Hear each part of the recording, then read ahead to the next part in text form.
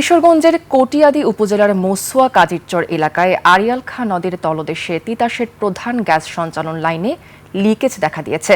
চুনাপাথর কারখানায় অবৈধ গ্যাস সংযোগ নিতে গিয়ে পাইপলাইনে ছিদ্র হয় বলে জানা গেছে।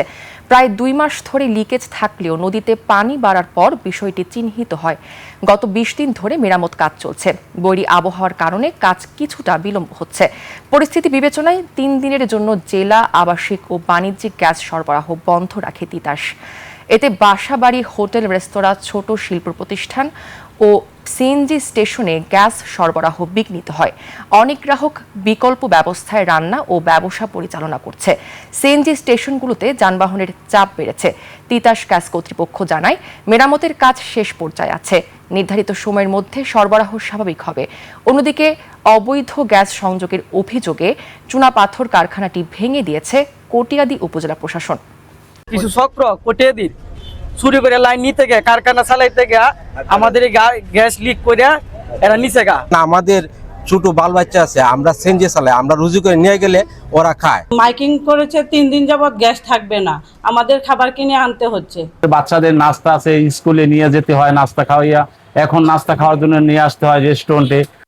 দর্শক, গ্যাস সংকট নিয়ে আরো খবর জানাচ্ছেন কিশোরগঞ্জ প্রতিনিধি রুমন চক্রবর্তী। রুমন, গ্যাস সংকট নিয়ে আপনার কাছে সর্বশেষ কি খবর আছে জানাবেন। ধন্যবাদ প্রেয়সী।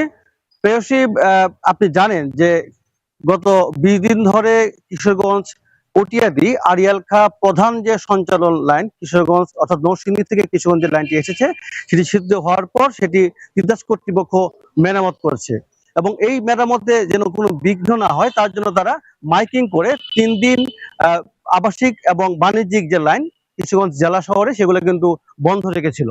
এবং আমি সর্বশেষ যে খবরটি পেয়েছি, অর্থাৎ গতকালকে রাত্রে থেকে আবাসিক লাইনে তারা কিন্তু গ্যাস সরবরাহ কিছুটা হলেও দিয়েছে এবং ওনারা আমাদেরকে যে বিষয়টি জানিয়েছে সেটি হচ্ছে যে আজকে দুপুরের মধ্যে হয়তো আবাসিক এবং বাণিজ্যিক সব জায়গায় গ্যাস সরবরাহ করা সম্ভব হবে।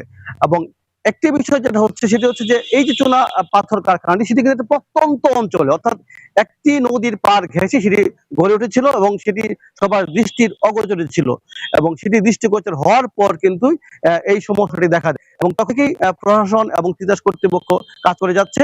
কাজ করার পর এবং মোটামুটি কাল রাত্রে সেটি একটি সুরাহা হয়েছে এবং কর্তৃপক্ষ জানিয়েছে যে, এবং জেলা প্রশাসক কর্তৃপক্ষ তিতাস কর্তৃপক্ষ যে আমাকে যে বিষয়টি জানিয়েছে, চুনা পাথরটি অন করে সেই পুরোপুরি ভেঙে দিয়েছে এবং যারা দোষী তাদেরও ধরার জন্য আইনগত যে বিষয় সেই ব্যবস্থা নেওয়া হচ্ছে। এবং বর্তমানে কিশোরগঞ্জে গ্যাসের সংকট সেটা অনেকটাই কমে এসেছে, অর্থাৎ আবাসিক যে বাসাবাড়ি সেখানেও গ্যাস পাওয়া যাচ্ছে এবং বাণিজ্যিক লাইনটি হয়তো দুপুরের মধ্যে পুরোপুরি প্রেসার সেটা দেওয়া হবে এবং সবাই ব্যবহার করতে হবে।